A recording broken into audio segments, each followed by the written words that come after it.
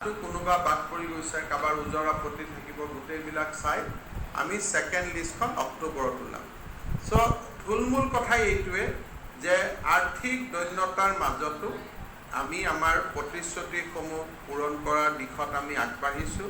শিক্ষামন্ত্ৰী দ্বিতীয়বাৰ হোৱাৰ পিছত মই প্ৰেছ কনফাৰেন্সত যিকেইটা কমিটমেণ্ট দিছিলোঁ, এটাক বাদ দি বাকীবোৰ প্ৰায় হৈ গৈছে, আৰু যিটো আছে ইৰেগুলাৰ ইলিগেল টিচাৰৰ ৰেগুলাৰেশ্যন, সেইটোও মই অহা এমাহ ডেৰ মাহত কৰি পেলাম। চ' মোষ্ট অফ দ্য যিটো মই এইবাৰ যি 12-13টা এজেণ্ডা লৈ আহিছিলোঁ, গোটেইকেইটা প্ৰায় সম্পূৰ্ণ হোৱাৰ পথত, আৰু 15 আগষ্টত ৰাজ্য চৰকাৰৰ শিক্ষা বিভাগে এই লিষ্টখন প্ৰকাশ কৰিব, প্ৰাদেশিকৰণৰ প্ৰথম সূচী।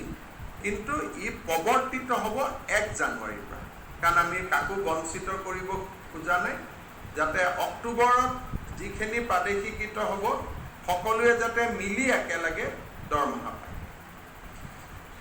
ইয়াৰ পিছত আৰু এটা ভাল